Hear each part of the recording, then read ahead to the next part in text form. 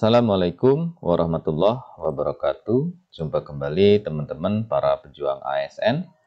Hari ini kita akan melakukan sesi latihan soal ya, atau simulasi soal untuk P3K, kompetensi teknis, operator, layanan, operasional, bagian ke-11 ya.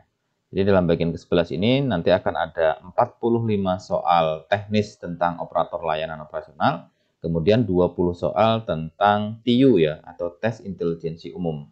Jadi soal-soal ini sudah disesuaikan dengan materi pokok atau kisi-kisi dari Menpan RB ya. Dan sebagian diambil dari FR ya, atau field record dari teman-teman yang sudah melaksanakan ujian. Jadi kompetensi teknis ini untuk menilai penguasaan pengetahuan dan kemampuan teknis jabatan yang dilamar sesuai dengan jabatan standar jabatan. Jadi dalam materi pokok atau kisi-kisi yang dikeluarkan oleh Menpan RB itu ada 8 teman-teman. Kaitannya dengan kompetensi teknis ya untuk operator layanan operasional. Jadi yang pertama itu menerima dan memeriksa sarana prasarana beserta dokumen ya, kemudian mencatat dokumen sarana prasarana dalam lembar atau buku kendali, kemudian mendistribusikan sarana dan prasarana ke unit terkait. Kemudian keempat, menginventarisasi sarana dan prasarana sesuai dengan prosedur. Kelima, mengatur penggunaan sarana dan prasarana sesuai kebutuhan. 6, mengecek kondisi sarana dan prasarana di lingkungan kantor. 7, memelihara sarana dan prasarana. Kemudian yang terakhir, 8, memberikan layanan permintaan peminjaman sarana prasarana sesuai dengan prosedur. Kemudian tambahan materinya teman-teman sesuai dengan informasi dari teman-teman yang sudah melakukan ujian, itu di soal-soal kompetensi teknis ada soal TIU-nya ya. Ada soal TIU atau tes intelijensia umum. Nah, dalam soal itu ada sinonim ya, ada antonim, ada fikih, ada hitungan sederhana, matematika, hitungan jarak, hitungan waktu, hitungan berat gitu ya, deret angka dan lain sebagainya. Intinya ada soal-soal TIU di dalam tes kompetensi teknis untuk P3K tahun ini. Oke, kita langsung saja menuju simulasi soal yang pertama. Seorang operator layanan operasional menerima pengiriman barang berupa alat elektronik untuk kebutuhan instansi pemerintah. Apa langkah pertama yang harus dilakukan operator sesuai dengan prosedur pemeriksaan sarana dan prasarana? A. Memastikan bahwa dokumen pengirim sudah ditandatangani pengirim. B. Memeriksa kesesuaian jumlah barang dengan dokumen pemesanan. C. Menghubungi pimpinan untuk konfirmasi penerimaan barang. D. Menguji fungsi alat elektronik untuk memastikan kelayakan. Atau E. Menyimpan barang langsung di gudang untuk keamanan. Yang benar adalah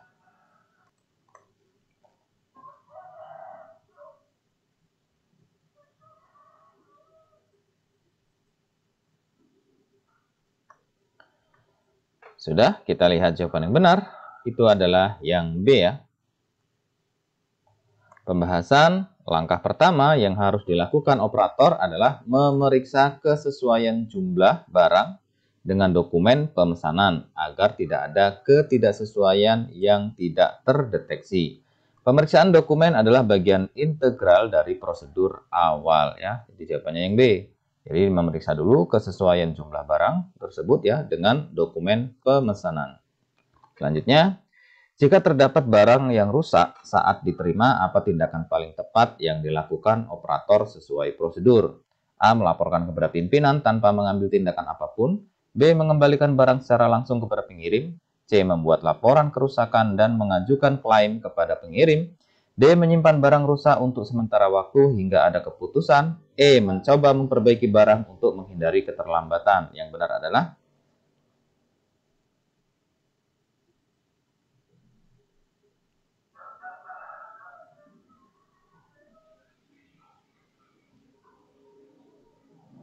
kita lihat ya.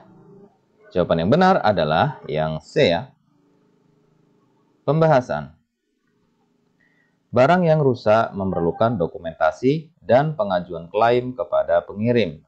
Tindakan ini memastikan tanggung jawab sesuai kontrak dan menjaga hak instansi ya. Jadi jawabannya adalah yang C. Jadi membuat laporan kerusakan tersebut dan kemudian mengajukan klaim kepada pengirim.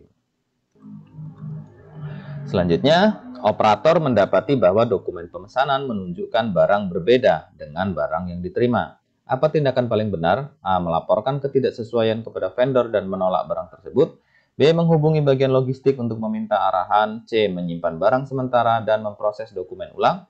D. Menandatangani dokumen pengiriman untuk memastikan penerimaan barang. Atau E. Menggunakan barang meskipun tidak sesuai karena kebutuhan mendesak. Yang benar adalah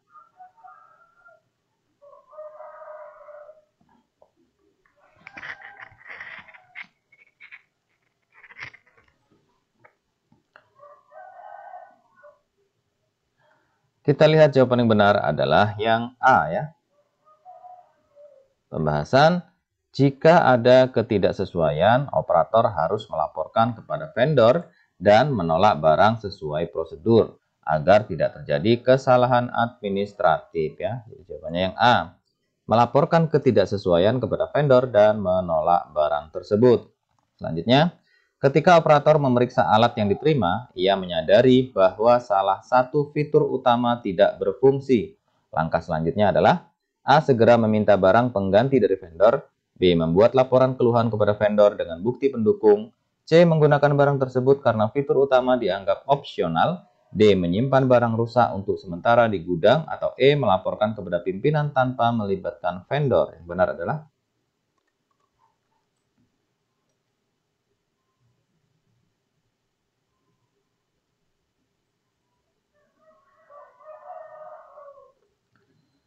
kita lihat jawaban yang benar adalah yang B ya teman-teman.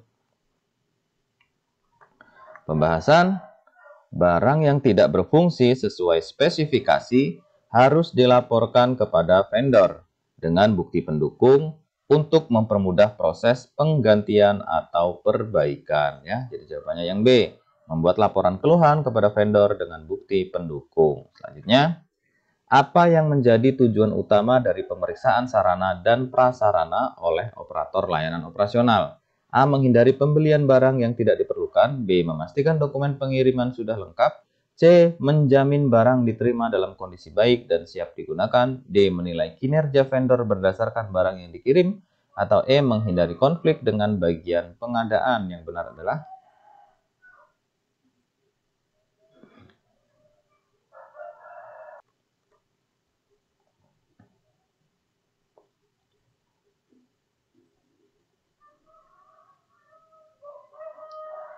kita lihat jawaban yang benar adalah yang C ya.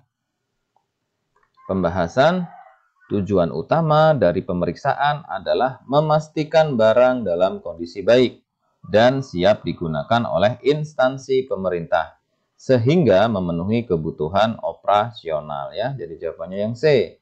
Menjamin barang diterima dalam kondisi baik dan siap digunakan. Selanjutnya, mengapa penting bagi operator untuk mencatat dokumen sarana dan prasarana segera setelah penerimaan barang? A. Untuk memastikan dokumen tidak hilang di kemudian hari. B. Untuk memberikan laporan cepat kepada pimpinan. C. Untuk menghindari kerumitan saat audit berlangsung. D. Untuk menjaga akurasi dan kelengkapan data. Atau E. Untuk mematuhi instruksi vendor terkait pengelolaan barang.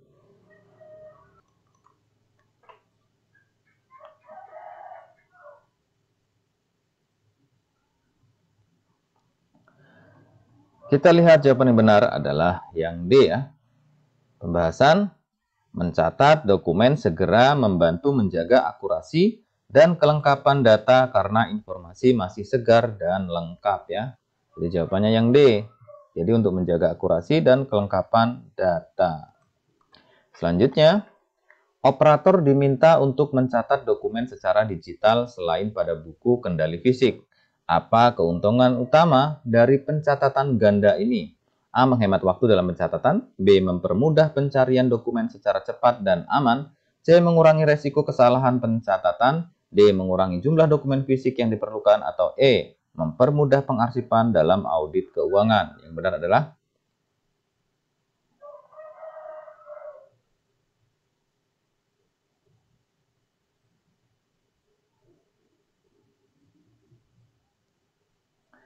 kita lihat jawaban yang benar adalah yang B ya. Pencatatan digital mempermudah pencarian dokumen secara cepat dan lebih aman dibandingkan hanya mengandalkan dokumen fisik ya. Jadi mempermudah pencarian dokumen secara cepat dan aman. Selanjutnya, apa risiko utama jika operator tidak mencatat dokumen sarana dan prasarana dengan baik? A. Instansi tidak dapat melakukan audit keuangan dengan baik. B. Kehilangan dokumen penting yang dapat merugikan operasional instansi. B. Vendor mengajukan keluhan terkait proses pengiriman barang. D. Operator menghadapi sanksi administratif dari pimpinan. Atau E. Barang tidak dapat digunakan sesuai prosedur. Yang benar adalah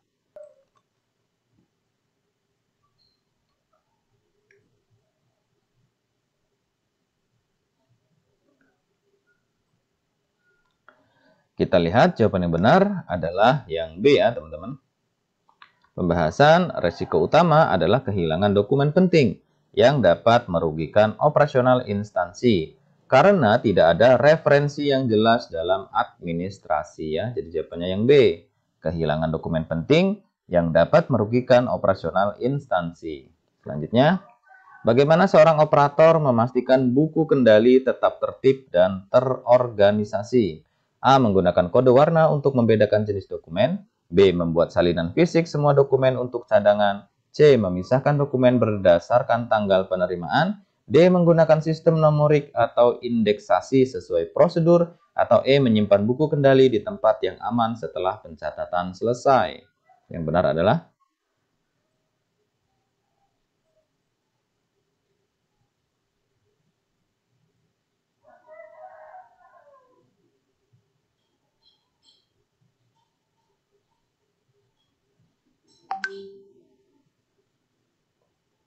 kita lihat jawaban yang benar adalah yang D ya.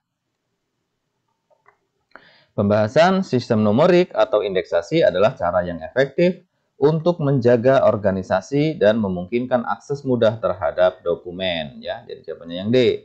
Jadi kita bisa menggunakan sistem numerik ya atau indeksasi sesuai prosedur. Selanjutnya, dalam pencatatan dokumen, operator perlu menambahkan kolom baru untuk informasi tambahan. Apa langkah terbaik yang harus diambil? A. Menambahkan kolom pada halaman berikutnya tanpa mengubah format awal. B. Menggunakan buku kendali baru yang mencakup kolom tersebut. C. Mengajukan perubahan format kepada pihak yang berwenang. D. Menulis informasi tambahan di bagian catatan khusus pada dokumen. Atau E. Menghapus format lama dan mengganti dengan format baru. Yang benar adalah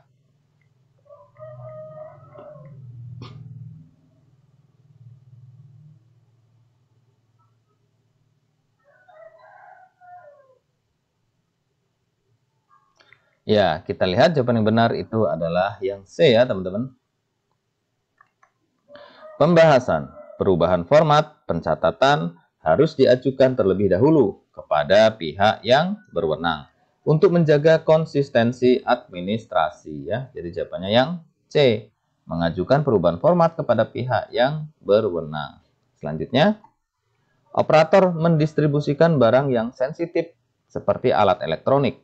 Apa tindakan tambahan yang harus dilakukan untuk menjaga ketepatan kondisi barang? A. Memastikan barang dikemas dengan baik dan aman sebelum distribusi. B. Mengirim barang langsung ke unit penerima tanpa perantara. C. Menggunakan dokumen tambahan untuk mencatat jenis barang. D. Melibatkan teknisi untuk mendampingi proses distribusi. Atau E. Menyusun barang berdasarkan urgensi penggunaannya. Yang benar adalah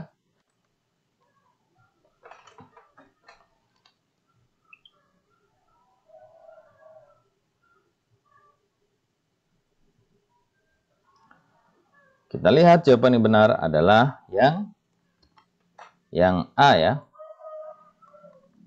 Pembahasan barang sensitif seperti alat elektronik memerlukan pengemasan yang baik untuk melindungi barang dari kerusakan selama proses distribusi. Jadi jawabannya yang A ya. Jadi memastikan barang itu dikemas dengan baik dan aman sebelum proses distribusi. Selanjutnya, bagaimana operator memastikan bahwa barang yang telah didistribusikan sesuai dengan dokumen distribusi? A. Meminta tanda tangan penerima pada dokumen distribusi. B. Membuat laporan distribusi setelah barang diterima. C. Mengirim salinan dokumen distribusi kepada setiap unit. D. Menginformasikan jumlah barang kepada bagian administrasi. Atau E. Menyimpan dokumen distribusi untuk kebutuhan audit. Yang benar adalah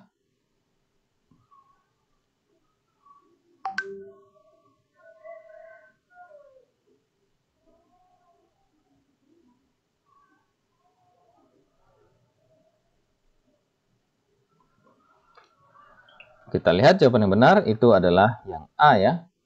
Pembahasan tanda tangan penerima pada dokumen distribusi adalah bukti bahwa barang yang telah diterima sesuai dokumen dan memastikan akuntabilitas ya. Jadi jawabannya yang A, meminta tanda tangan penerima pada dokumen distribusi. Selanjutnya, dalam situasi di mana barang tidak dapat disalurkan ke unit penerima tepat waktu, apa langkah terbaik bagi operator? A. Menyimpan barang sementara di gudang hingga jadwal baru ditentukan. B. Menginformasikan kepada unit penerima tentang penundaan pengiriman. C. Melaporkan masalah kepada pimpinan untuk mendapatkan arahan lebih lanjut.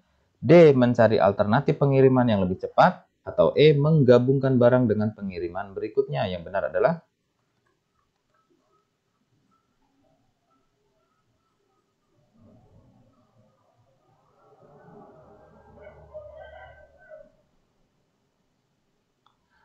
kita lihat jawaban yang benar adalah yang C ya.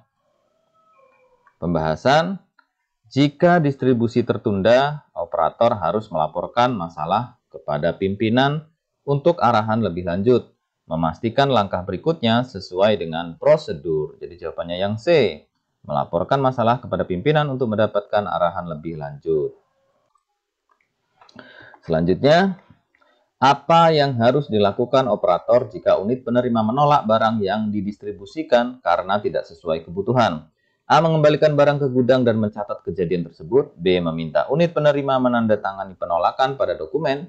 C. Mendistribusikan barang tersebut ke unit lain yang membutuhkan. D. Menghubungi vendor untuk mengganti barang yang ditolak. Atau E. Melaporkan kejadian ini kepada atasan untuk keputusan lebih lanjut. Yang benar adalah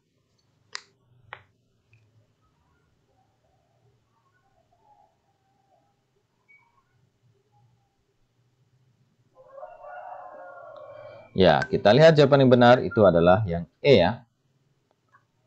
Pembahasan, barang yang ditolak harus dilaporkan kepada atasan untuk keputusan lebih lanjut agar penanganannya sesuai prosedur. Jadi jawabannya yang E, melaporkan kejadian ini kepada atasan untuk keputusan lebih lanjut. Selanjutnya, apa indikator utama keberhasilan proses distribusi sarana dan prasarana di instansi pemerintah?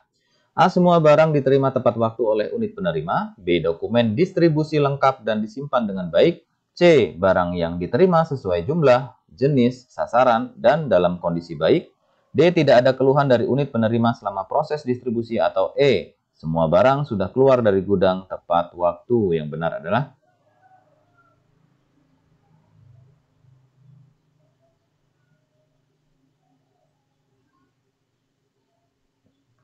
ya, kita lihat jawaban yang benar itu adalah yang C ya, teman-teman. Pembahasan. Keberhasilan distribusi diukur dari kesesuaian jumlah, jenis, sasaran, dan kondisi barang yang diterima unit penerima sesuai dengan dokumen distribusi. Jadi jawabannya yang C ya. Barang yang diterima sesuai jumlah, jenis, sasaran, dan dalam kondisi baik. Selanjutnya, apa tujuan utama dari inventarisasi sarana dan prasarana di instansi pemerintah? A. Memastikan semua barang terdaftar untuk audit keuangan. B. Membantu operator menentukan barang mana yang harus diprioritaskan. C. Mencatat, mengelompokkan, dan mengelola barang agar mudah dilacak dan digunakan. D. Mempermudah pelaporan kepada pihak vendor. Atau E. Menyusun laporan inventaris untuk pimpinan setiap bulan. Yang benar adalah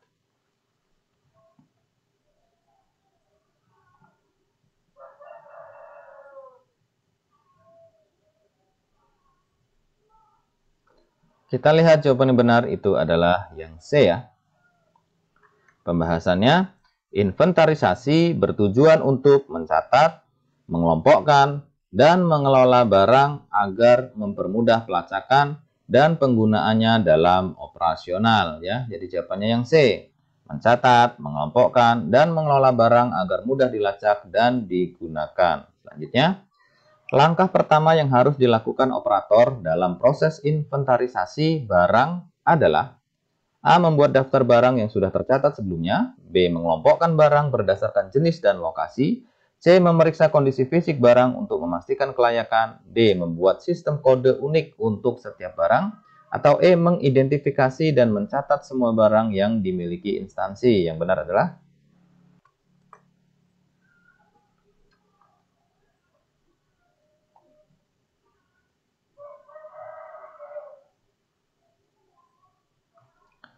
Kita lihat jawaban yang benar itu adalah yang E ya.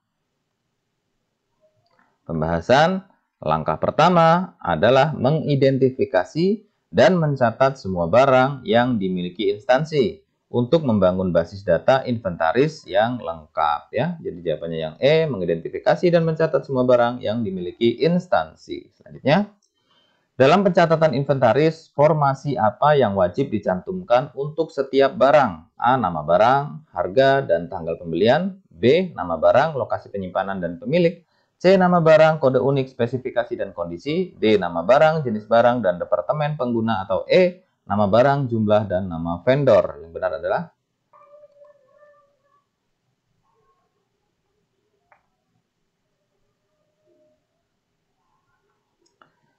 kita lihat jawaban yang benar adalah yang C ya.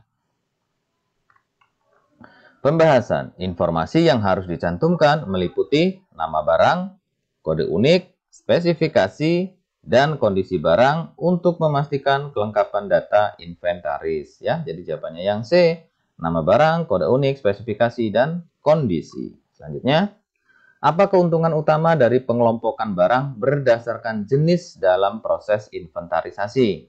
A. Mempermudah penyusunan laporan keuangan. B. Menghindari duplikasi barang di lokasi yang berbeda. C. Memastikan barang tidak rusak selama penyimpanan. D. Mempercepat proses pencarian dan penggunaan barang. Atau E. Mempermudah penyesuaian jumlah barang yang tersedia. Jawaban yang benar itu adalah yang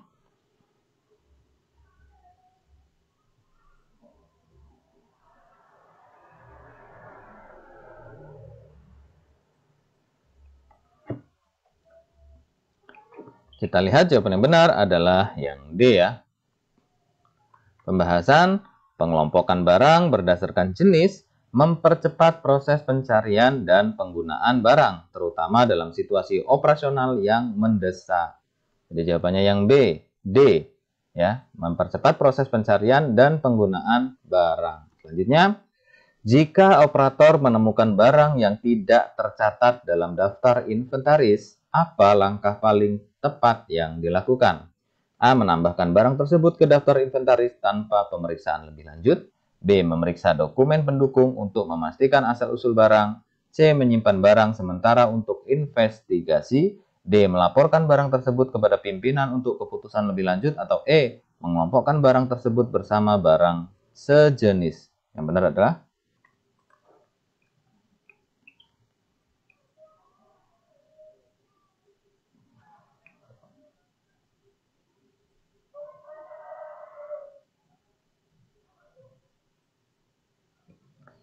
kita lihat jawaban yang benar adalah yang B ya teman-teman.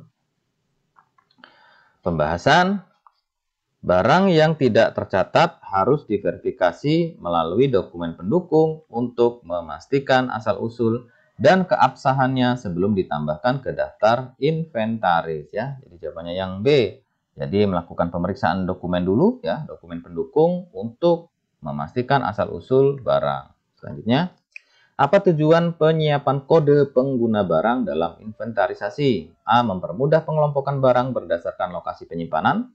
B. Memastikan setiap barang memiliki tanggung jawab yang jelas. C. Menyediakan informasi tambahan untuk pelaporan bulanan. D. Membantu operator mendistribusikan barang secara lebih efisien. Atau E. Meningkatkan keamanan barang dari penyalahgunaan. Yang benar adalah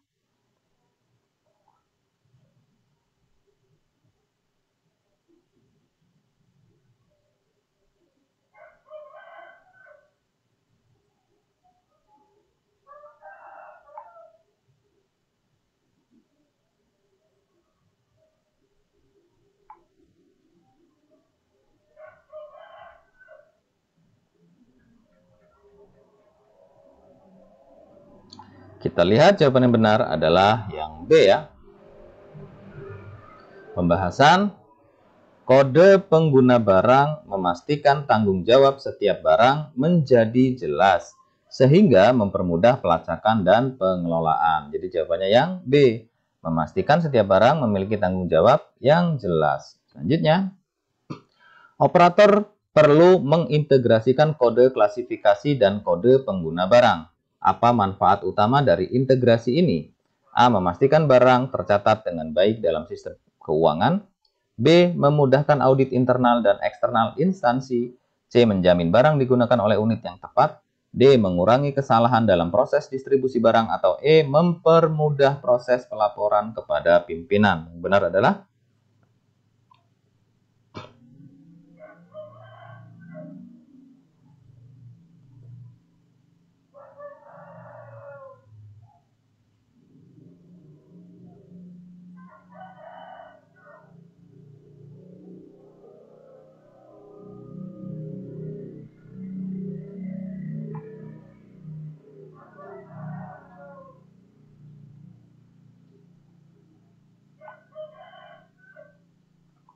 kita lihat jawaban yang benar adalah yang C ya.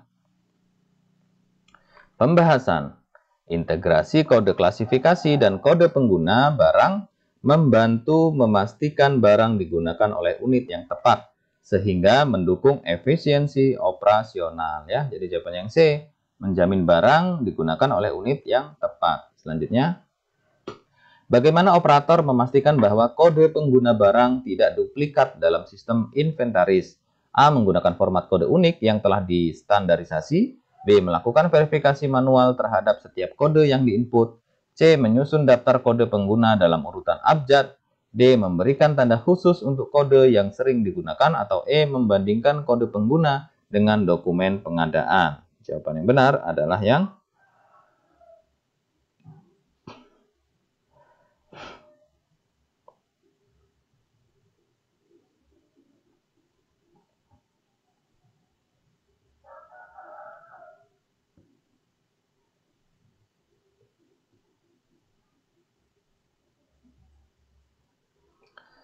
kita lihat jawaban yang benar adalah yang A ya teman-teman.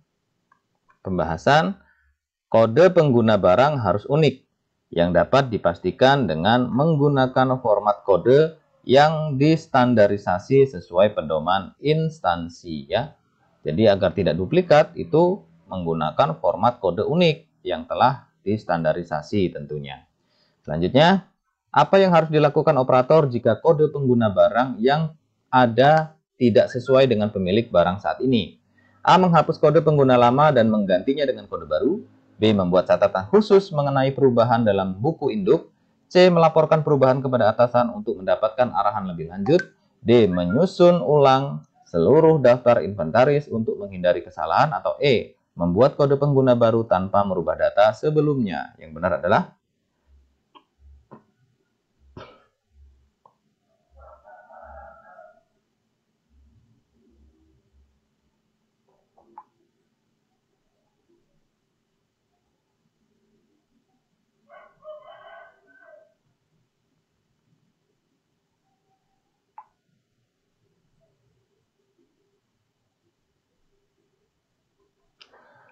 kita lihat jawaban yang benar adalah yang C ya teman-teman. Pembahasan, jika terdapat ketidaksesuaian kode pengguna, perubahan harus dilaporkan kepada atasan agar dapat ditindaklanjuti sesuai prosedur resmi. Jadi jawaban yang C ya.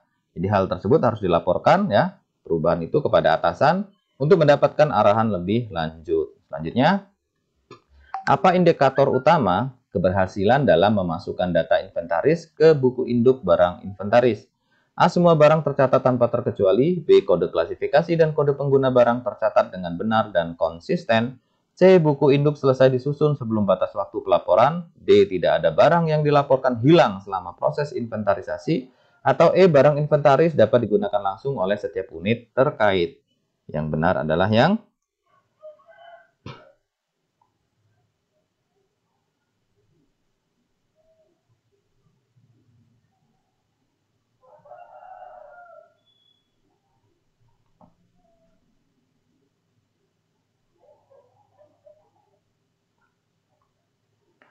kita lihat jawaban yang benar adalah yang B ya. Pembahasan, keberhasilan inventarisasi diukur dari akurasi dan konsistensi pencatatan kode klasifikasi dan kode pengguna barang dalam buku induk.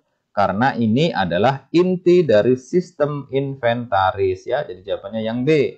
Kode klasifikasi dan kode pengguna barang tercatat dengan benar dan konsisten. Selanjutnya, apa langkah pertama yang harus dilakukan operator dalam perencanaan penggunaan sarana dan prasarana di instansi pemerintah? A. Mengidentifikasi kebutuhan unit terkait. B. Menyusun anggaran untuk pengadaan barang baru. C. Membuat daftar inventaris barang yang tersedia. D. Mengkonsultasikan rencana dengan pimpinan instansi. Atau E. Membandingkan kebutuhan dengan data tahun sebelumnya. Yang benar adalah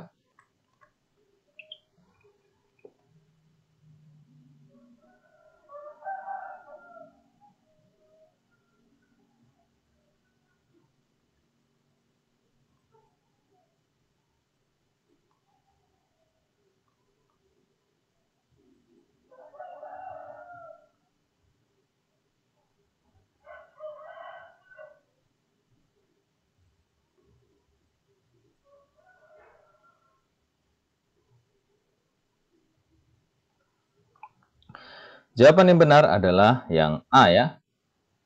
Pembahasan langkah awal dalam perencanaan adalah mengidentifikasi kebutuhan unit terkait untuk memastikan bahwa sarana dan prasarana yang disiapkan relevan dengan kebutuhan operasional ya. Jadi jawaban yang A. Jadi melakukan identifikasi kebutuhan unit terkait. Selanjutnya, dalam proses pengadaan sarana dan prasarana, apa yang harus menjadi fokus utama operator? A. Menyelesaikan proses pengadaan secepat mungkin. B. Memastikan barang yang dibeli memiliki kualitas terbaik. C. Menyesuaikan pengadaan dengan anggaran yang tersedia dan kebutuhan yang telah direncanakan. D. Memastikan vendor yang dipilih memiliki reputasi yang baik. Atau E. Menghindari pembelian barang yang membutuhkan pemeliharaan jangka panjang. Yang benar adalah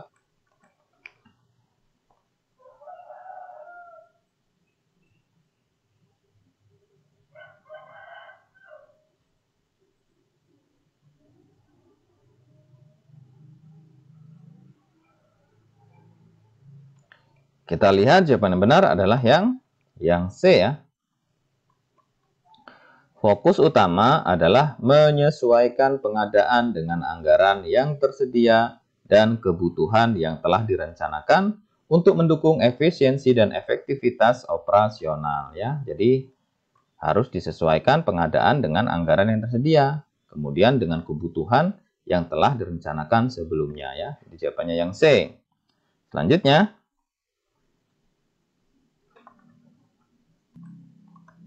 ketika operator mengatur pemeliharaan sarana dan prasarana, apa langkah penting untuk memastikan efisiensi? A. Menjadwalkan pemeliharaan secara rutin berdasarkan manual barang. B. Menunggu laporan kerusakan sebelum melakukan pemeliharaan. C. Mengalokasikan anggaran khusus untuk perbaikan darurat. D. Melibatkan pihak ketiga untuk semua proses pemeliharaan. Atau E. Menggunakan barang dengan cara yang tidak membutuhkan perawatan intensif. Yang benar adalah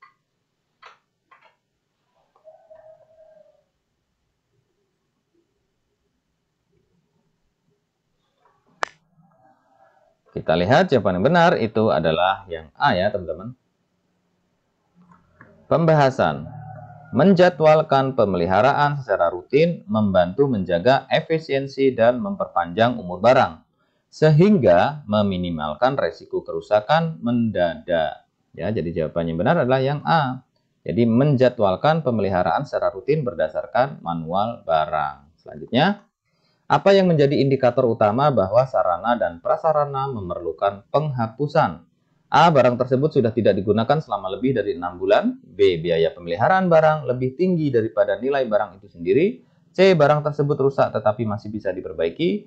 D. Terdapat barang pengganti yang lebih canggih dan efisien. Atau E. Barang tersebut kehilangan garansi dari vendor. Yang benar adalah yang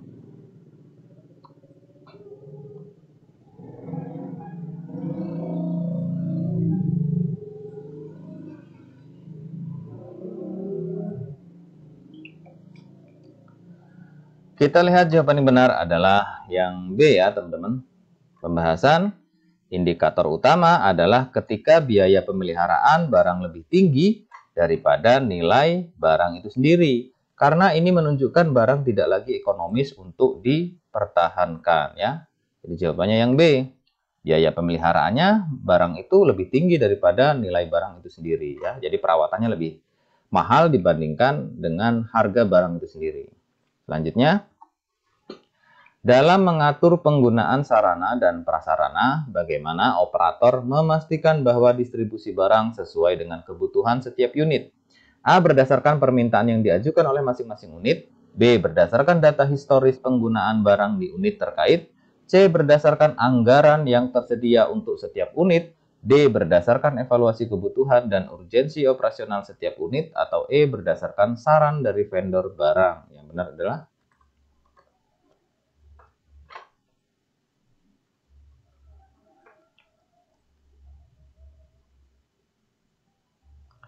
kita lihat jawaban yang benar itu adalah yang D ya teman-teman. Pembahasan distribusi harus didasarkan pada evaluasi kebutuhan dan urgensi operasional setiap unit agar barang digunakan secara optimal. Jadi jawabannya yang D, berdasarkan evaluasi kebutuhan dan urgensi operasional setiap unit. Selanjutnya, apa resiko utama jika operator tidak melakukan pemeriksaan rutin sarana dan prasarana? A. Barang tidak akan terdeteksi hilang dalam waktu cepat. B. Anggaran untuk pemeliharaan akan sulit dipertanggungjawabkan. C. Kerusakan kecil bisa menjadi kerusakan besar yang memerlukan biaya tinggi. D. Tidak ada data untuk menyusun laporan bulanan kantor. Atau E. Barang akan sering digunakan secara tidak efisien. Yang benar adalah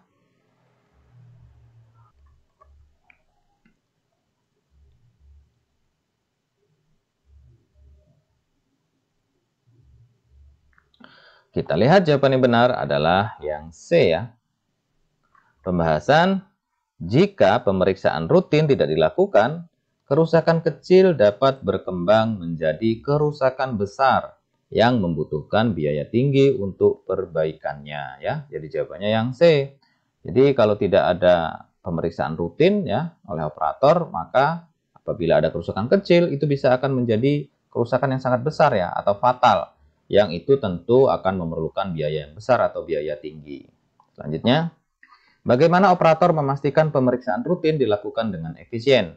A. Melakukan pemeriksaan secara acak pada barang tertentu setiap minggu. B. Menggunakan daftar periksa yang terstruktur dan sesuai dengan jenis barang. C. Melibatkan semua unit dalam proses pemeriksaan barang. D. Memprioritaskan barang yang paling sering digunakan. Atau E. Melakukan pemeriksaan hanya pada barang yang baru diadakan. Jawabannya adalah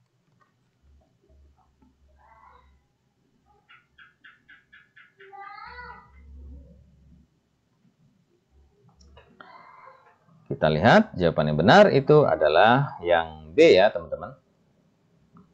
Pembahasan daftar periksa yang terstruktur sesuai dengan jenis barang membantu operator memastikan pemeriksaan dilakukan dengan efisien dan sistematis ya. Jadi jawabannya yang B.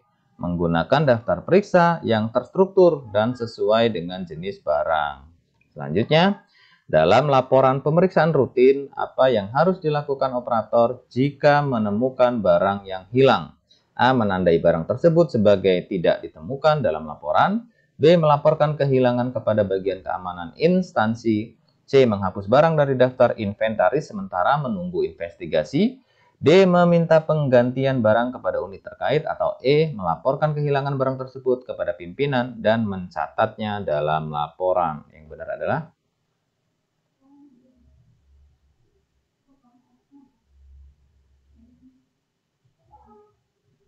ya, kita lihat jawaban yang benar adalah yang E. Pembahasan, operator harus melaporkan kehilangan kepada pimpinan dan mencatat barang sebagai hilang dalam laporan untuk tindakan lebih lanjut ya. Jadi hal tersebut harus dilaporkan ya kepada pimpinan dan kemudian tentu kita harus memiliki catatan ya. Tentunya catatan dalam laporan. Selanjutnya, apa yang menjadi indikator keberhasilan dalam pemeriksaan rutin sarana dan prasarana kantor? A. Tidak ada barang yang ditemukan rusak selama pemeriksaan. B. Laporan pemeriksaan lengkap dan diterima tepat waktu oleh pimpinan. C. Semua barang yang rusak telah diperbaiki sebelum laporan disusun. D. Operator dapat menyelesaikan pemeriksaan dalam waktu yang singkat. Atau E. Semua barang yang diperiksa sesuai dengan daftar inventaris kantor. Yang benar adalah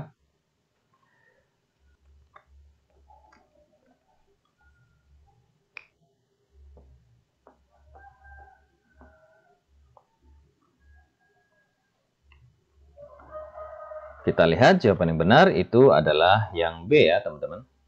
Pembahasan indikator keberhasilan adalah laporan pemeriksaan yang lengkap, mencakup temuan dan rekomendasi, serta diterima tepat waktu oleh pimpinan untuk tindakan lebih lanjut ya. Jadi jawabannya yang B. Jadi laporan pemeriksaan itu lengkap, kemudian diterima tepat waktu oleh pimpinan. Selanjutnya, apa tindakan operator jika mendeteksi kerusakan yang memerlukan perbaikan segera? A. Menunda perbaikan hingga anggaran tersedia. B. Mengajukan permohonan perbaikan kepada bagian pemeliharaan. C. Memperbaiki barang tersebut secara langsung. D. Melaporkan barang sebagai tidak layak pakai. Atau E. Mengganti barang dengan barang cadangan. Yang benar adalah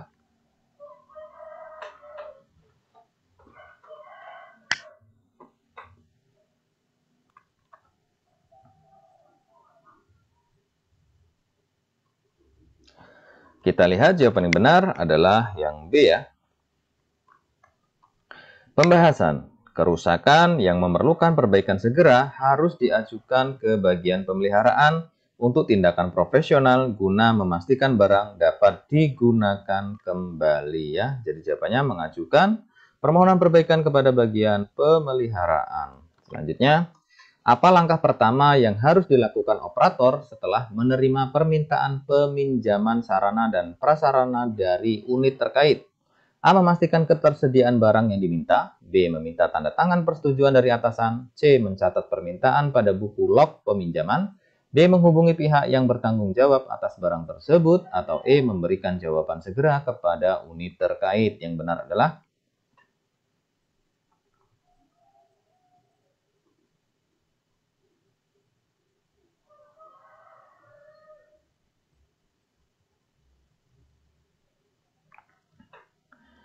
kita lihat jawaban yang benar adalah yang A ya. Pembahasan.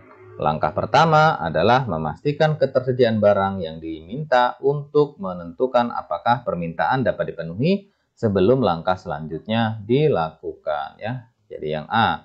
Jadi dipastikan dulu ketersediaan barang yang diminta oleh unit tersebut. Selanjutnya, jika operator mendapati bahwa barang yang diminta tidak tersedia, apa tindakan terbaik yang harus dilakukan?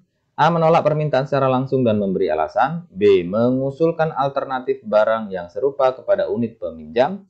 C. Mencatat permintaan sebagai tertunda dalam dokumen resmi. D. Menghubungi bagian pengadaan untuk pengadaan barang baru. Atau E. Melaporkan situasi kepada pimpinan untuk arahan lebih lanjut. Yang benar adalah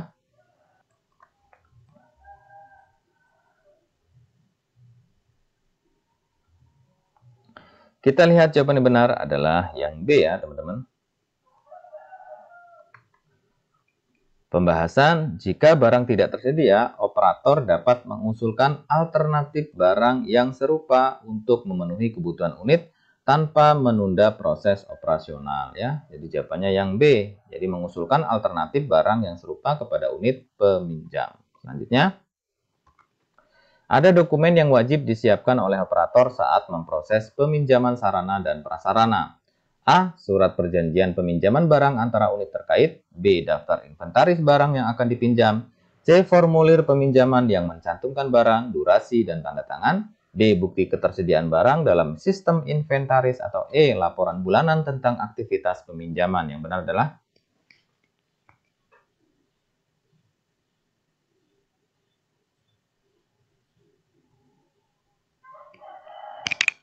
kita lihat jawaban yang benar adalah yang C ya.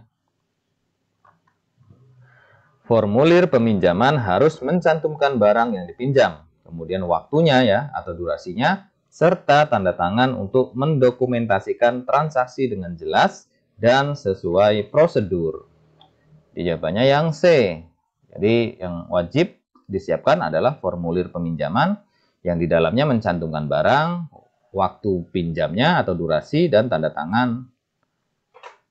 Selanjutnya, apa yang menjadi tanggung jawab operator setelah barang yang dipinjam dikembalikan oleh unit terkait? A. Mencatat pengembalian barang dan memeriksa kondisi barang. B. Menyimpan barang langsung tanpa pemeriksaan. C. Menyusun laporan bulanan tentang barang yang dipinjam. D. Menandai barang sebagai siap untuk dipinjam kembali. Atau E. Menghubungi unit terkait untuk memastikan tidak ada permintaan lain. Yang benar adalah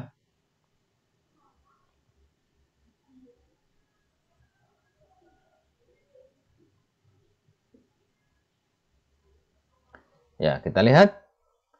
Jawaban yang benar adalah yang A ya. Pembahasan, operator bertanggung jawab untuk mencatat pengembalian barang dan memeriksa kondisi barang guna memastikan barang kembali dalam keadaan baik dan siap digunakan kembali. Ya, jadi jawabannya yang A.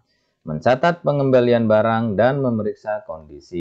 Selanjutnya, apa resiko utama jika operator tidak mendokumentasikan aktivitas peminjaman sarana dan prasarana?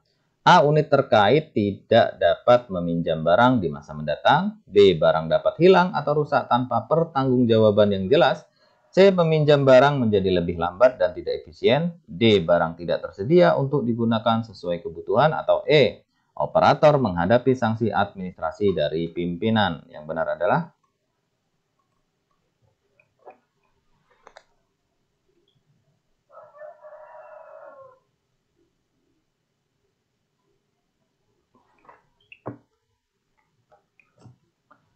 kita lihat jawaban yang benar adalah yang B ya teman-teman. Pembahasan. Tanpa dokumentasi, barang yang dipinjam itu dapat hilang atau rusak tanpa pertanggungjawaban yang jelas. Sehingga menimbulkan masalah administrasi dan operasional ya. Jadi jawabannya yang B.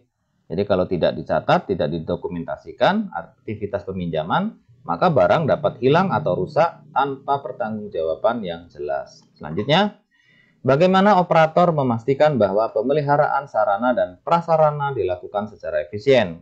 A. Menggunakan perangkat lunak manajemen pemeliharaan. B. Menugaskan teknisi untuk memeriksa semua barang setiap minggu.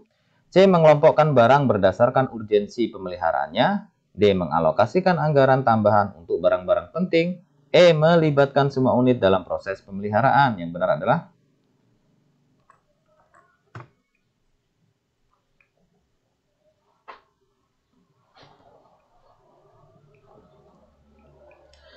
kita lihat jawaban yang benar itu adalah yang A ya. Pembahasan. Penggunaan perangkat lunak manajemen pemeliharaan membantu operator mengatur jadwal, memonitor kondisi barang, dan mencatat aktivitas pemeliharaan secara efisien. Jadi jawabannya yang A ya. Jadi bisa menggunakan perangkat lunak atau aplikasi manajemen pemeliharaan. Selanjutnya, apa indikator keberhasilan pemeliharaan terus-menerus pada sarana dan prasarana? A. Tidak ada barang yang memerlukan perbaikan selama periode tertentu. B. Biaya pemeliharaan lebih rendah dari anggaran yang disediakan. C. Barang tetap dalam kondisi optimal dan tersedia sesuai kebutuhan operasional. D. Semua barang lama digantikan dengan barang baru. Atau E. Operator dapat menyelesaikan laporan bulanan tepat waktu. Yang benar adalah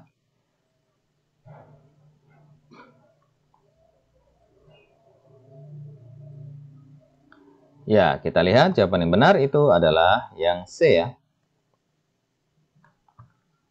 Keberhasilan pemeliharaan terus-menerus ditandai dengan barang yang tetap dalam kondisi optimal dan selalu tersedia sesuai kebutuhan operasional ya. Jadi barang itu tetap dalam kondisi optimal dan kemudian tersedia sesuai dengan kebutuhan operasional. Jadi C. Selanjutnya, dalam pemeliharaan darurat, apa dokumentasi yang harus dibuat oleh operator setelah kerusakan diperbaiki? A. Formulir inspeksi pasca perbaikan. B. Laporan kerusakan yang mencakup penyebab dan langkah perbaikan. C. Surat pernyataan teknisi tentang kelayakan barang. D. Rencana pemeliharaan berkala untuk barang tersebut. Atau E. Permintaan anggaran tambahan untuk pemeliharaan di masa depan. Yang benar adalah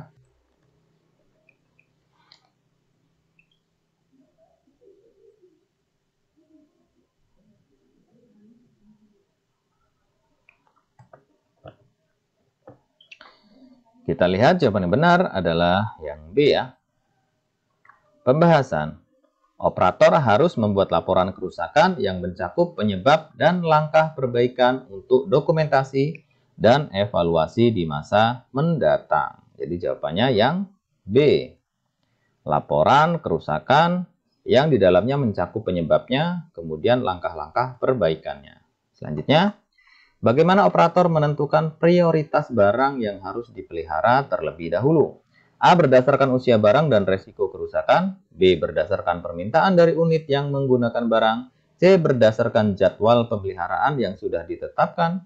D. Berdasarkan ketersediaan teknisi yang dapat melakukan perbaikan, atau E. Berdasarkan nilai barang dalam inventaris kantor. Yang benar adalah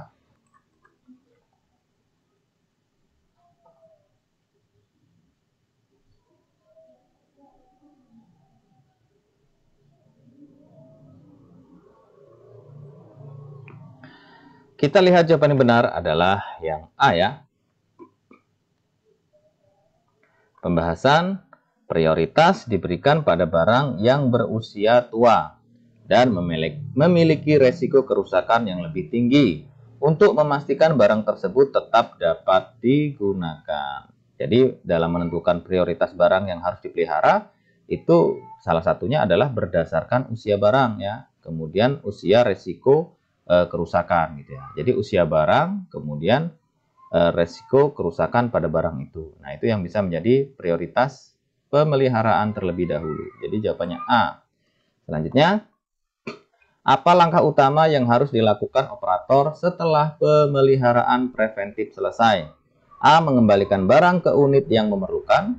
B. Memperbarui catatan pemeliharaan dalam daftar inventaris. C. Menghapus barang yang sudah diperbaiki dari jadwal pemeliharaan. D. Melaporkan hasil pemeliharaan kepada teknisi. E. Menyusun laporan evaluasi barang yang telah diperbaiki. Yang benar adalah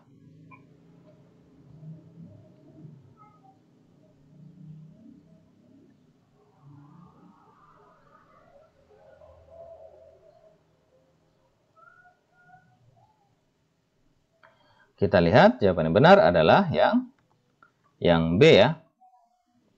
Pembahasannya, setelah pemeliharaan selesai, langkah utama adalah memperbarui catatan pemeliharaan dalam daftar inventaris untuk memastikan data tetap akurat dan up to date gitu. Jadi jawabannya yang benar adalah teman-teman yang B ya. Jadi memperbarui catatan pemeliharaan dalam inventaris. Oke.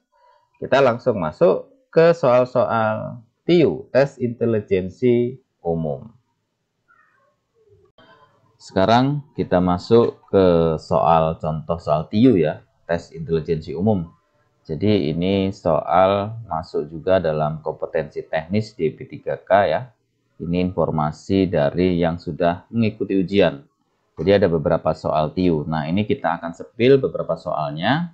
Dan soal yang keluar nanti teman-teman kurang lebih bentuknya seperti ini ya. Walaupun tidak sama soalnya, tapi kurang lebih bentuknya nanti akan seperti ini.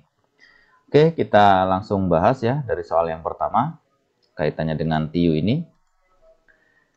Jadi seorang tukang mebel kayu dapat membuat 12 meja dalam 6 hari. Jika ia ingin membuat 18 meja, berapa lama waktu yang diperlukan? A. 8 hari, B. 9 hari, C 10 hari, D 12 hari, atau E 14 hari. Silahkan dijawab teman-teman.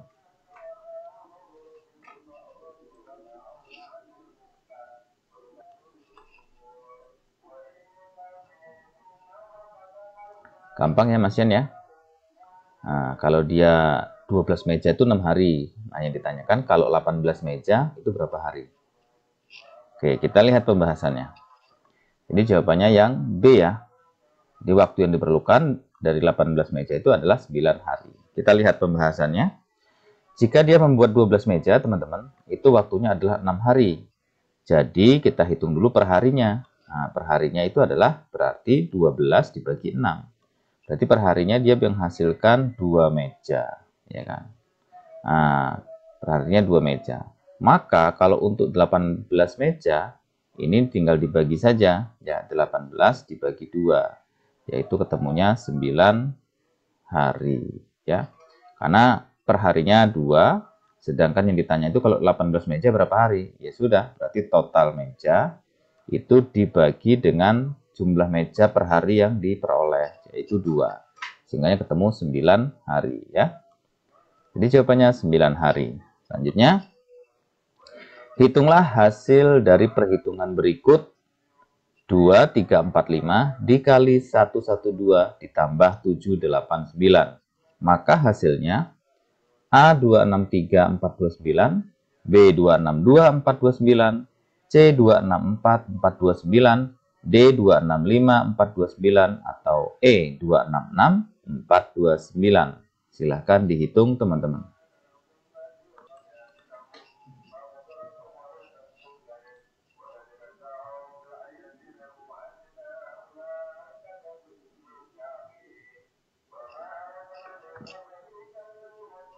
Oke. Silahkan dihitung ya. Ini butuh kecepatan aja ya, kecepatan dan ketepatan dalam menghitung ini. Kalau cara menghitungnya saya rasa teman-teman sudah paham ya. Oke, kalau sudah kita lihat ya, hasilnya dari 2345 dikali 112 ditambah 789 adalah yang A ya teman-teman. Nah, bagaimana cara menghitungnya? Langkah pertama ya teman-teman, yang dihitung itu adalah perkaliannya dulu ya. Perkaliannya dulu ya. Jadi kalau misalnya ada kurang, ada jumlah ya, ada kali, ada bagi gitu. Maka yang pertama itu perkalian. Nah, kemudian kalau ada bagi, kedua pembagian, kemudian ada jumlah dan ada pengurangan, maka penjumlahan dulu baru terakhir adalah pengurangan gitu ya. Kalau dalam hal ini adalah perkalian dulu yang diproses ya. Sehingganya 2345 itu dikali 112 dulu. Sehingganya mendapatkan hasil yaitu 262 640. Kalau sudah dapatkan hasil dari perkalian, maka baru bisa dijumlahkan dengan 789 ya. Nah, jadi hasil perkalian tadi dijumlahkan 789. Ini ya hasil perkalian. Jadi hasilnya adalah 263 429. Nah, ini jawabannya. Jadi di sini perkaliannya dulu baru penjumlahannya ya. Jadi 263 429. Selanjutnya, jika X sama dengan 3, kemudian Y sama dengan 5, maka persamaan mana yang benar? A, X plus 2 sama dengan Y, B, X min 1 sama dengan Y, C, X plus Y sama dengan 8, atau D, X kurang dari Y atau lebih kecil dari Y, E, X sama dengan Y. Yang benar adalah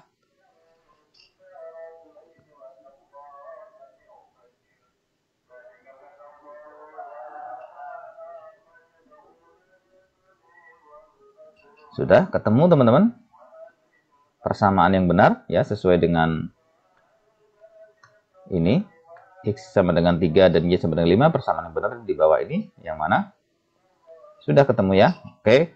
Kalau sudah ketemu, kita lihat jawaban yang benar adalah yang D ya teman-teman.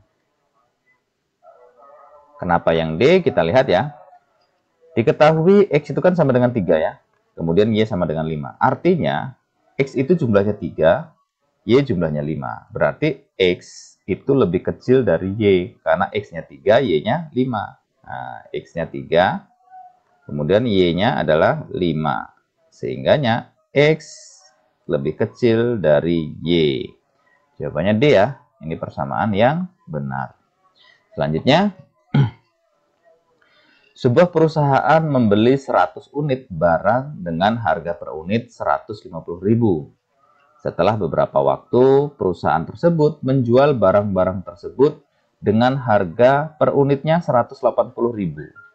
Selain itu, ternyata perusahaan mengeluarkan biaya tambahan berupa biaya transportasi dan administrasi sebesar 3 juta rupiah untuk seluruh barang. Berapa persentase keuntungan yang diperoleh perusahaan setelah menjual seluruh barang tersebut? A 12%, B 15%, C 18%, D 20% atau E 0%. Silakan dihitung teman-teman. Jawaban yang benar adalah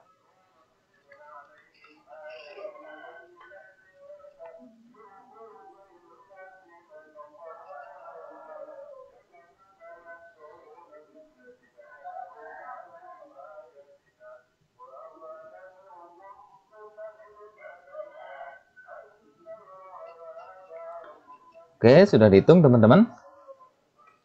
Sudah ketemu ya? Kalau sudah ketemu, kita lihat jawaban yang benar itu adalah yang E ya. Nah, jadi keuntungannya itu adalah yang E.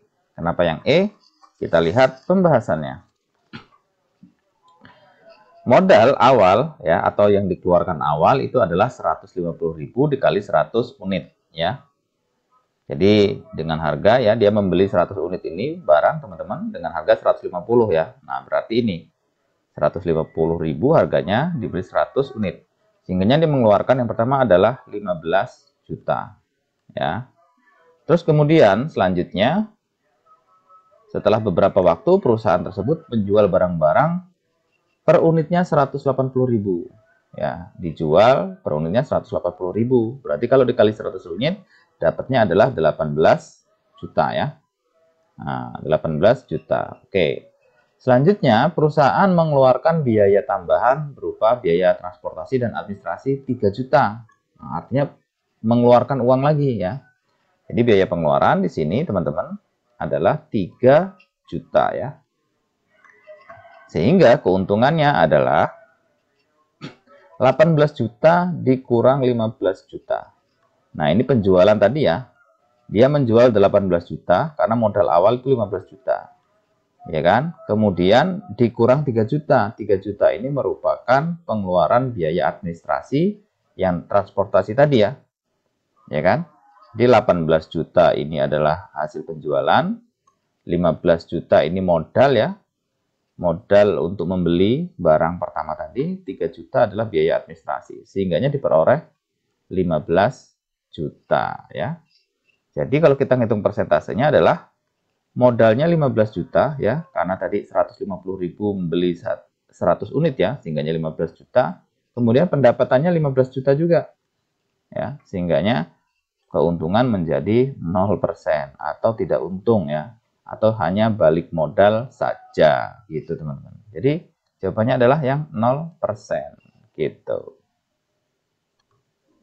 Oke, ke soal selanjutnya. Pembangunan sebuah rumah memerlukan waktu 1 bulan jika dilakukan oleh 20 orang. Jika ada penambahan pekerja sebanyak 10 orang, maka berapa lama waktu pembangunan rumah tersebut? A 20 hari, B 30 hari, C 40 hari, D 50 hari, atau E 60 hari. Yang benar adalah silahkan dihitung teman-teman.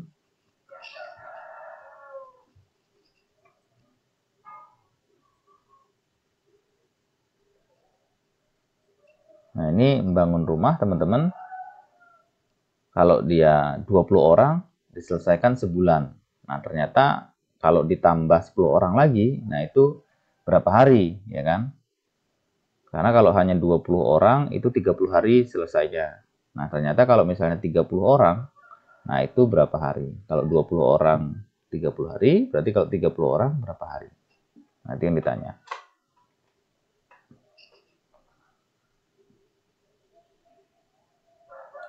Sudah ketemu ya hitung-hitungannya ya?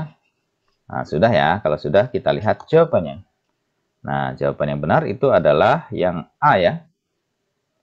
20 hari ya. Ini salah ya. Harusnya yang A. 20 hari. Kenapa 20 hari? Kita lihat pembahasan. Jika 20 pekerja ya, maka diselesaikan 1 bulan ya, atau 30 hari. Nah, ini untuk 20 pekerja.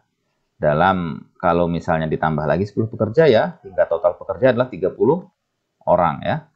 Jadi totalnya sekarang 30 orang. Nah, ditanya nih, berapa hari penyelesaiannya? Kalau 20 pekerja itu 30 hari ya. Nah, kalau 30 berapa? Nah, berarti 30 pekerja itu yang ditanya berapa hari ya, ini ya. Menyelesaikannya. Gampang teman-teman. Jadi tinggal hari ya. Dalam bekerja itu tinggal 20 orang tadi ya. 20 orang tadi itu dibagi dengan 30 orang yang ditanya ya. 20 orang dibagi 30 orang yang ditanya, kemudian dikali 30 hari. Nah, 30 hari ini ngambilnya dari hari yang bisa diselesaikan kalau 20 orang gitu. Nah, sehingganya ketemulah 20 hari kerja kalau dia 30 pekerja ya. Jadi 20 hari itu bisa diselesaikan kalau pekerjanya 30 orang ya. Sehingganya yang benar adalah yang A. Nah, begini caranya teman-teman. Oke, selanjutnya kita masuk ke soal antonim ya, atau lawan kata. Abolisi adalah lawan kata dari A. Pembentukan, B. Penangkapan, C. Pembusukan, D. Perubahan, atau E. Pengawasan. Oke, jawab cepat teman-teman. Ya, kita lihat langsung ya, jawabannya adalah yang A ya.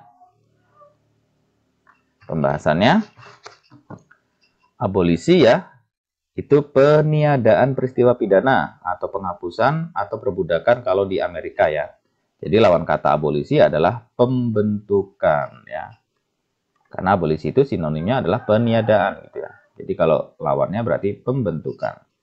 Selanjutnya, anomali itu lawan kata dari A. Aturan, B. Normal, C. Patuh, D. Takut, E. Salah. Yang benar adalah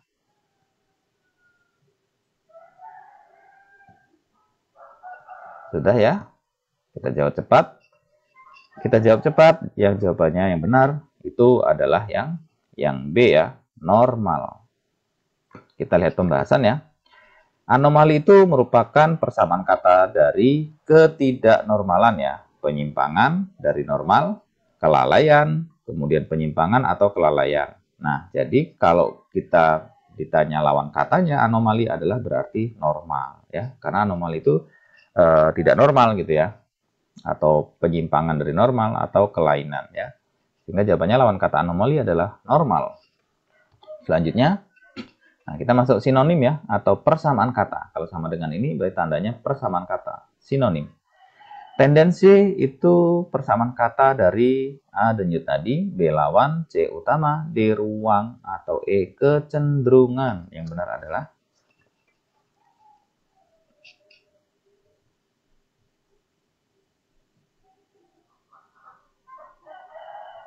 Oke, kita jawab cepat teman-teman ya. Jawaban yang benar adalah yang E ya. Kenapa yang E? Kita lihat pembahasannya. Tendensi itu adalah kecenderungan ya, atau kecondongan pada suatu hal ya. Sehingga persamaan kata tendensi adalah kecenderungan ya. E. Selanjutnya, supervisi itu persamaan kata dari A. Pengawasan, B. Luar biasa, C. Pegawai, D. Bos, atau E. Manajer. Yang benar adalah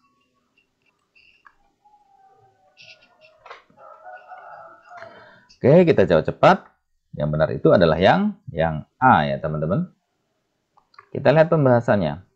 Supervisi itu sama dengan adalah pengawasan utama ya, atau pengontrolan tertinggi atau penyeliaan ya. Jadi supervisi adalah pengawasan.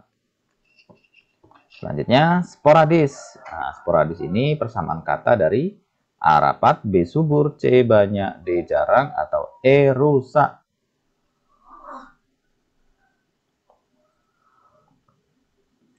Kita jawab dengan cepat. Yang benar D ya. Pembahasan sporadis itu merupakan keadaan penyebaran tumbuhan atau penyakit di suatu daerah yang tidak merata dan hanya dijumpai di sana-sini. Tidak tentu, kadangkala atau kadang-kadang. Ya. Kadang-kadang itu kan berarti jarang gitu ya. Berarti adalah D persamaan kata sporadis. Selanjutnya, nah ini analogi ya. Kalau di analogi yang pertama adalah kompor api, maka persamaan kata dari analogi yang di atas itu adalah A. Palung gula, B. Pohon buah, C. Kipas angin, D. Jalan macet, atau E. Lemari es. Ya, ini kita suruh mencari persamaan kata ya, persamaan kata analogi ya. Nah, kalau kompor api berarti persamaan katanya adalah dengan apa analoginya ya, yang beranalogi. Oke, sudah ketemu ya. Kompor api antara A, B, C, D, E ini yang sesuai dengan analogi di atas adalah. Oke, kita lihat ya jawabannya ya. Yang benar adalah yang C, teman-teman. Kipas angin. Kenapa kipas angin? Kita lihat pembahasannya. Kompor itu menghasilkan api ya. Nah, maka jawabannya yang paling tepat itu adalah kipas angin menghasilkan angin ya. Jadi betul ya. Jadi yang benar adalah yang C, kipas angin. Selanjutnya, masih analogi ya persamaan kata. Suhu Celcius. Nah, itu analogi persamaan katanya. A, termosuhu, B, api kebakaran, C, banjir air, D, gempa Richter, atau E, dosis obat. Nah, dari jawaban-jawaban ini, yang analoginya sama dengan yang di atas adalah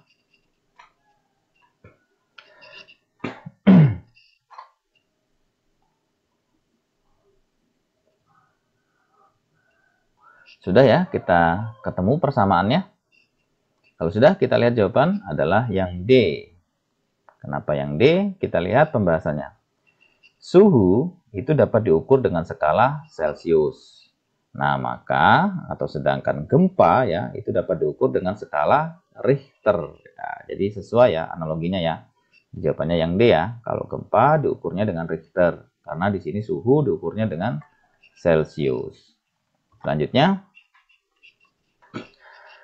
jika saya lolos seleksi tim nasional, saya akan pindah klub.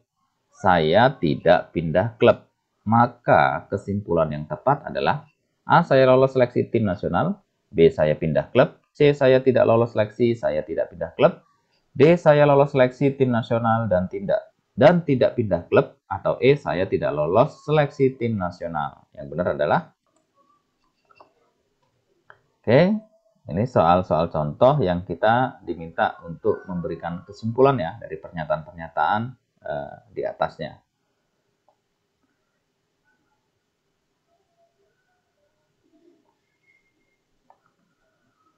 Sudah ketemu ya, gampang ini ya. Nah, kalau saya ingatkan seperti ini ya. P adalah Q, maka R adalah kurang lebih seperti itulah. Atau P sama dengan Q, kalau dia bukan P maka dia sama dengan bukan Q, gitu berarti kan. Sudah ketemu ya? Kalau sudah ketemu jawabannya, kita lihat pembahasannya ya. Jadi jawaban yang benar itu adalah yang E. Kenapa yang E teman-teman? Kita lihat pembahasan. P1 ya, kita anggap aja P1 itu adalah kalimat jika saya lolos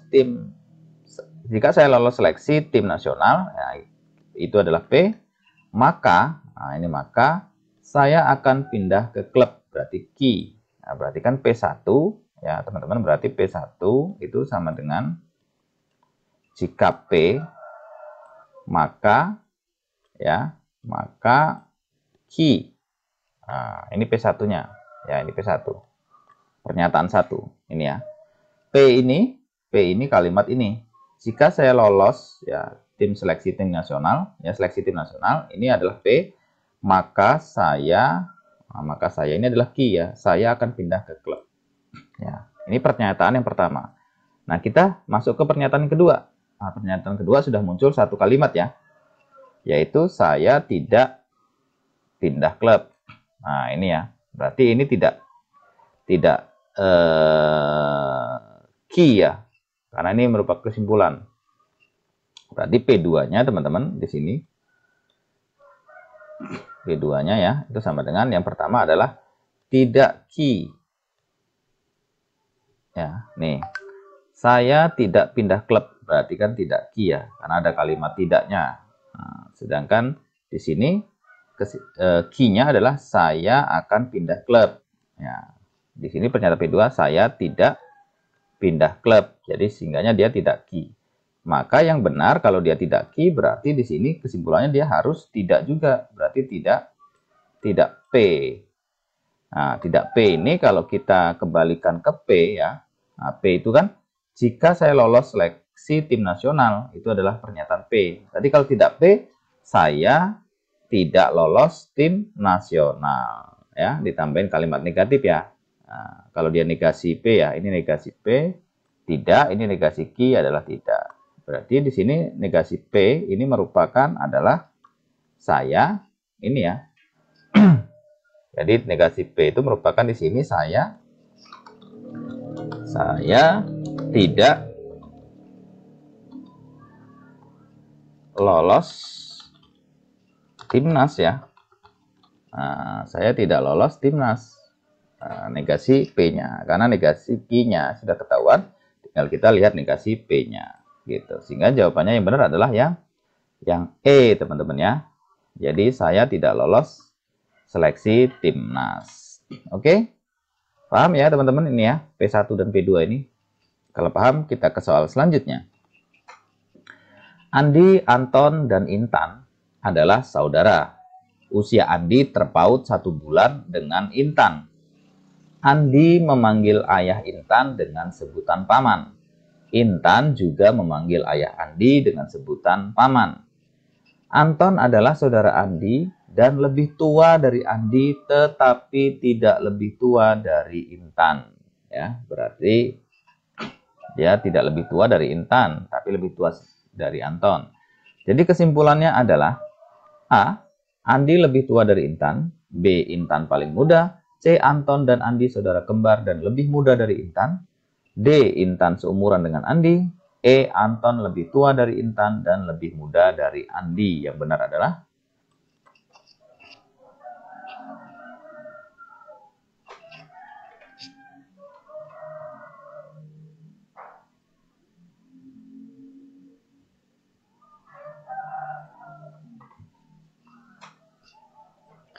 Oke, sudah teman-teman ya. Kalau sudah, kita lihat pembahasannya ya, beserta jawabannya. Jadi jawaban yang benar adalah C ya. Nah, ini jawaban yang paling masuk akal C ini. Kenapa masuk akal? Kita lihat ya. Anton dan Andi adalah saudara kembar. Nah, Anton lahir beberapa saat sebelum Andi. Berarti kan Anton lebih tua sedikit dari Andi ya, hanya beberapa saat saja. Ya, tapi umur mereka sama. Dan mereka lebih muda dari Intan. Yang menyatakan lebih muda 1 bulan dari Intan itu adalah yang pertama ini. Ya, usia Andi terpaut 1 bulan. Nah, ini yang menyatakan bahwasanya usia mereka ya, mereka lebih muda dari 1 bulan nih.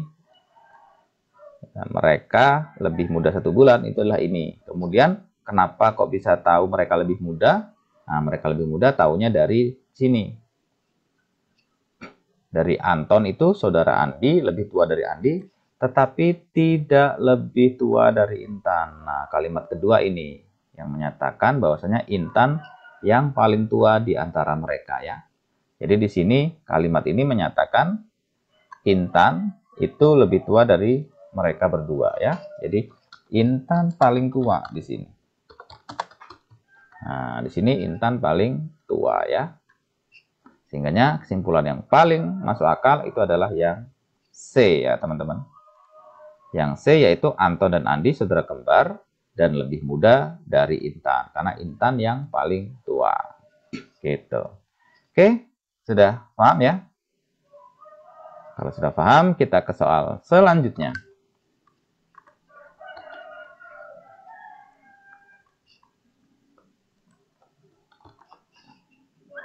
Oke. Berat badan Adinda lebih besar Dini, tetapi lebih rendah dari Ulfa. Berat badan Ulfa lebih besar dari Pandu, tetapi tidak lebih besar dari Dewi. Berat badan Pandu lebih besar dari Adinda. Jadi kesimpulannya urutan berat badan dari yang terbesar sampai yang terkecil. Nah, berarti yang ditanya teman-teman, badan yang paling besar hingga terkecil itu urutannya yang benar adalah yang mana? Nah, yang A, Dewi Ulfa Pandu Adinda. B, Ulfa Pandu Dewi Dini Adinda. C, Dini Adinda Pandu Dewi Ulfa. D, Adinda Dini Dewi Pandu Ulfa. Atau E, Ulfa Pandu Dini Dewi Adinda. Yang benar adalah yang. Nah, teman-teman bisa mencari satu saja sebenarnya ya. Yaitu siapa badannya yang paling besar gitu. Nah, kalau sudah ketemu siapa yang paling besar, nah, nanti kita bisa pakai mekanisme eliminasi ya. Karena di sini ininya beda-beda nih. Awalnya nih, ini Dewi, ini Ulfa, ini Dini, ini Adinda. Nah, cuma dua ini aja yang sama, E sama B. Nanti kalau ketemu siapa yang paling besar, tinggal dilihat awalnya ini siapa gitu. Jadi yang lain dieliminasi gitu ya. Sudah ketemu urutannya dari besar terkecil? Ya, kita lihat ya pembahasan. Jadi jawaban yang benar itu adalah yang A, teman-teman. Badan yang paling besar itu adalah Dewi. Nah, sebenarnya kalau kita sudah tahu badan paling besar Dewi, kita sudah bisa dibilang bisa mengeliminasi yang lain ya. Ini Ulfa ya, udah kita eliminasi ya. Kemudian Dini kita eliminasi, Adinda kita eliminasi. Ya, gini aja yang cepat cara jawabnya. Nah, Ulfa kita eliminasi. Karena dari semua ini yang paling besar badannya adalah Dewi. Gitu ya. Dari sini aja kita sudah bisa melihat jawaban yang benar adalah yang A. Tapi kita lihat caranya ya untuk menghitung detailnya ya. Di sini kan menyebutkan bahwasanya Adinda itu lebih besar dari Dini ya. Nah, tetapi Adinda ini dia kurang dari Ulfa. Tapi Ulfa lebih besar dari Pandu. Kemudian Ulfa dia kurang dari Dewi ya. Pandu lebih besar dari Adinda. Jadi yang benar yang paling besar itu adalah ini. Nah, Dewi ya. Dewi baru Ulfa. Gitu. Kita lihat ya. Jadi urutannya itu pertama Dewi, Ulfa, Pandu, Adinda, dan Dini. Gitu. Nah, kalau kita sudah ketemu yang pertama yang paling besar, Dewi, itu udah selesai ya. Ya, langsung kita pilih ini jawabannya. Gitu teman-teman. Tapi bolehlah sampai melihat kedua ini ya. Ulfa apakah betul ini badannya yang besar kedua gitu. Tapi saya rasa betul gitu kan. Karena di sini tidak ada Dewi lagi gitu. Sehingga nggak perlu melihat yang kedua gitu ya. Nah, sehingga jawabannya benar itu adalah yang A ya teman-teman. Oke, paham ya? Oke, selanjutnya suatu kelompok belajar mempunyai anggota 7 orang. Jika setiap belajar semua anggota kelompok duduk dengan posisi melingkar, banyaknya cara untuk mengatur posisi duduk anggota kelompok tersebut adalah A720, B 1440, C 2520, D 5040, atau E 5420. Yang benar adalah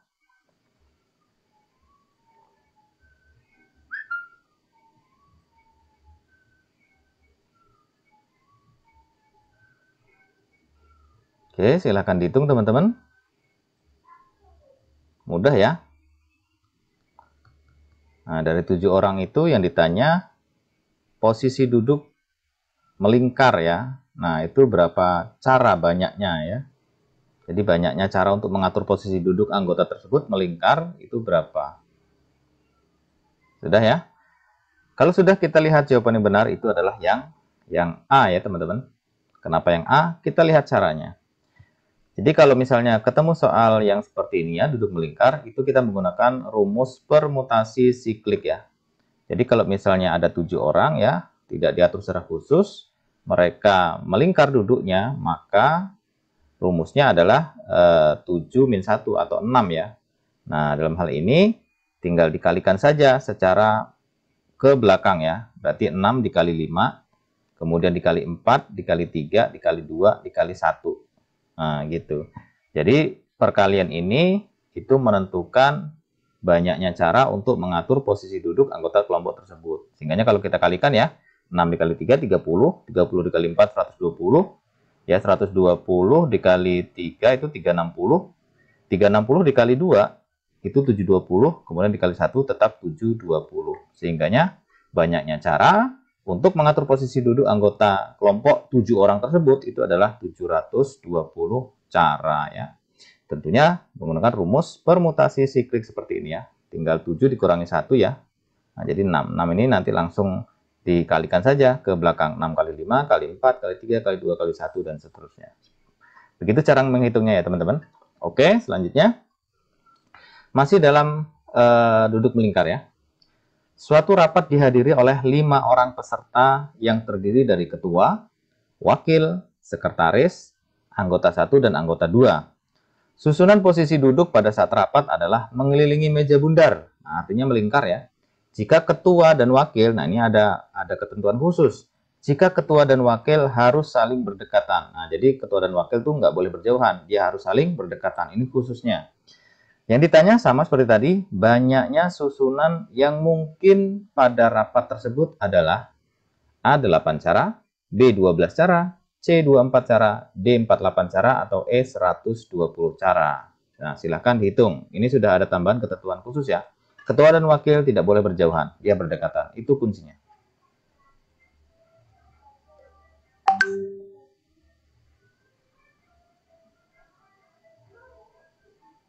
Silahkan dihitung teman-teman. Masih menggunakan rumus siklik ya, permutasi siklik seperti tadi.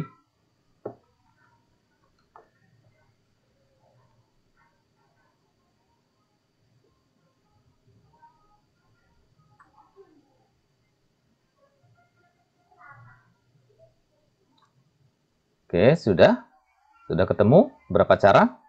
Oke, kita lihat jawaban yang benar adalah yang B ya, ada 12 cara. Nah, kita lihat dulu. Posisi ketua dan wakil selalu berdekatan. Nah, ini wajibnya ya, ketentuannya. Sehingga sebagai satu posisi. Ya, jadi wakil ketua itu dihitung hanya satu posisi. Karena dia harus berdekatan ya. Jadi total posisi dari 5 orang dengan 2 orang yang selalu berdekatan itu sama dengan 4 posisi. Nah, sehingganya posisi itu tidak menjadi 5, tapi sudah berubah menjadi 4. Karena wakil dan ketua itu dia dihitung satu posisi karena harus berdekatan. Kemudian selanjutnya perlu diperhatikan juga bahwa ketua dan wakil bisa dengan 2 urutan ya. Bisa urutan 1 dan 2 atau urutan 2 dan 1 gitu ya. Jadi bisa 2 urutan sehingga posisinya yang mungkin untuk ketua dan wakil menjadi 2 ya. Spesifik seperti ini. Nah, sehingganya penyelesaiannya ya. Yang pertama itu adalah penyelesaian soal untuk contoh di atas. Yang pertama kita hitung permutasi 4-nya dulu. Ya kan? Karena tadi itu ketua dan wakil hitung 1 sehingganya hanya 4 posisi. Nah, kita hitung permutasi 4-nya dulu. Ya, permutasi 4-nya yaitu ini ya. 4 min 1 ini ya. Jadi dihitung mundur ya.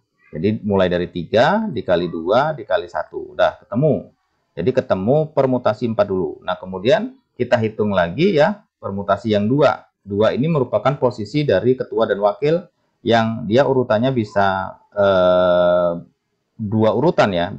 Wakil bisa di nomor 1 atau ketua di nomor 1 gitu ya, wakil di nomor 2. Atau sebaliknya, wakil di nomor 1, ketua di nomor 2. Nah, sehingganya dia ada 2 posisi. Nah, ini dikalikan saja ya.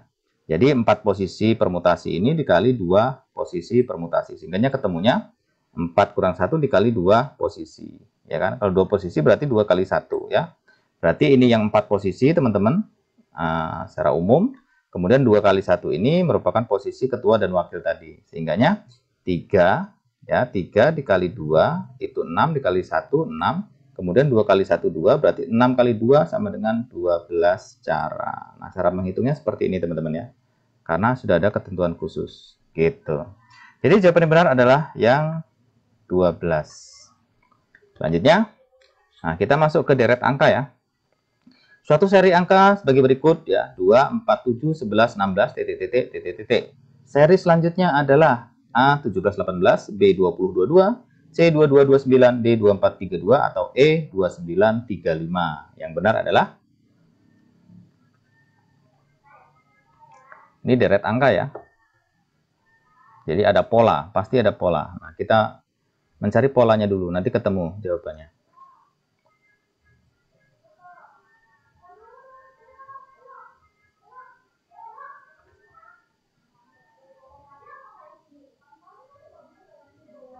Sudah ketemu polanya teman-teman? Kalau sudah, kita lihat jawaban yang benar itu adalah yang C ya. 22 dan 29. Kita lihat pembahasannya.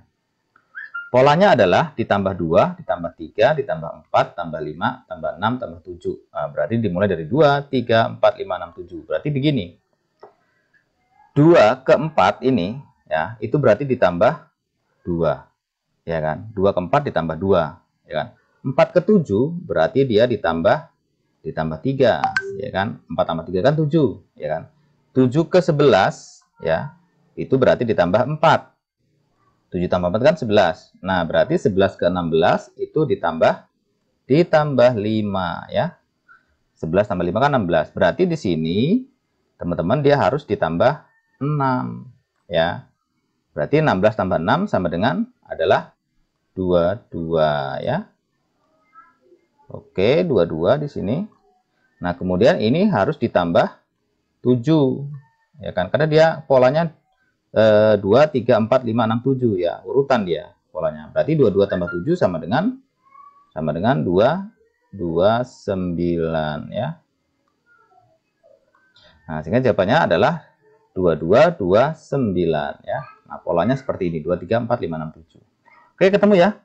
Jadi 2229 jawabannya. Selanjutnya masih deret angka ya, atau seri angka.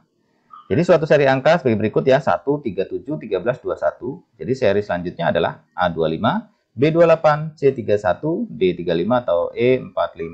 Silahkan dicari polanya teman-teman, biar ketahuan jawabannya apa.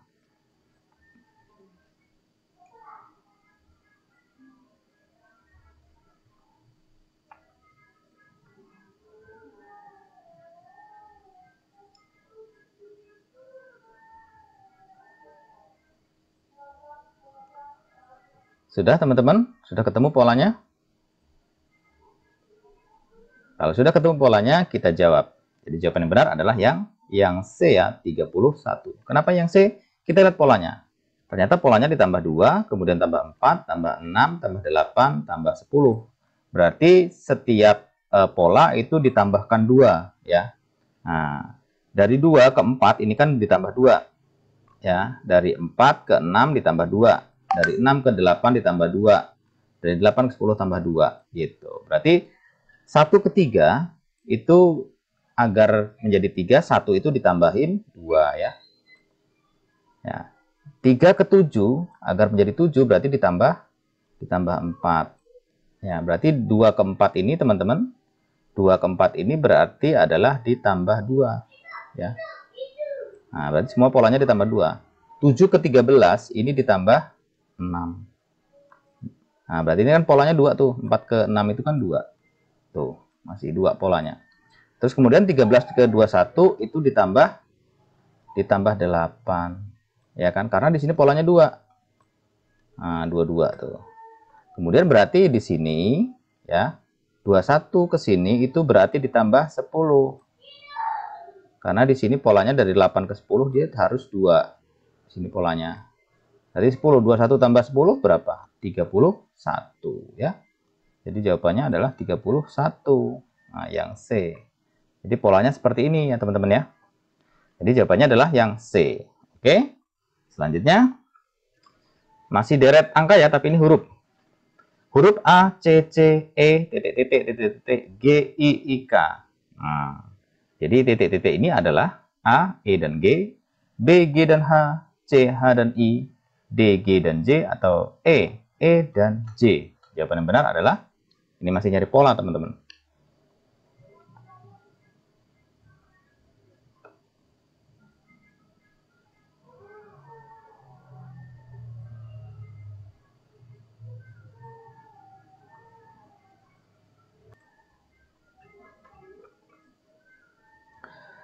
Sudah ketemu polanya teman-teman? Kalau sudah ketemu polanya, kita jawab ya. Jawaban yang benar itu adalah yang A ya. E dan G. Kenapa E dan G? Kita lihat pembahasannya. Di sini pembahasannya ya, polanya seperti ini.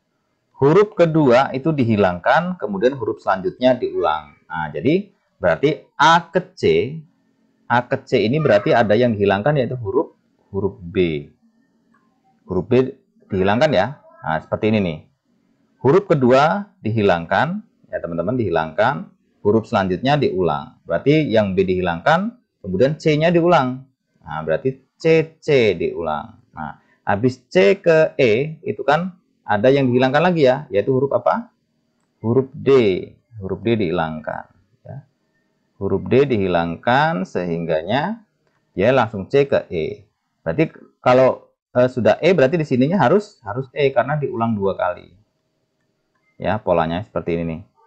Ada yang dihilangkan 1, kemudian selanjutnya diulang 2 kali. Nah, habis E, itu harus ada yang dihilangkan lagi. Habis E apa? Habis E adalah F. Berarti di sini itu adalah F yang dihilangkan ya. F berarti di sini harusnya G ya. Polanya G. F-nya dihilangkan ya. Jadi satu huruf dihilangkan, kemudian huruf selanjutnya diulang 2 kali. Ini dihilangkan lagi ya, yang D ini. Kemudian E-nya diulang 2 kali. Terus kemudian F-nya dihilangkan ya. Kemudian G-nya diulang 2 kali. Terus ya, seterusnya. Jadi jawabannya adalah E dan G ya. Itu polanya seperti itu. Jadi jawabannya adalah E dan G.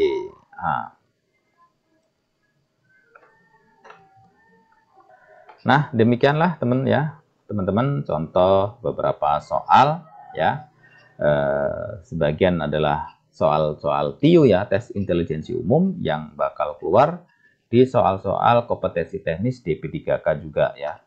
Jadi teman-teman belajar juga, yang teman-teman P3K ya, belajar juga TIU untuk masalah bagaimana yang sudah kita simulasikan tadi ya.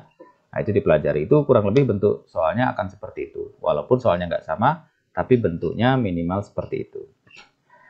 Nah, pada akhirnya teman-teman hasil yang baik itu dikarenakan usaha yang baik. Semoga sukses ya. Terima kasih dan sampai jumpa di pembahasan soal berikutnya. Assalamualaikum warahmatullahi wabarakatuh. Salam.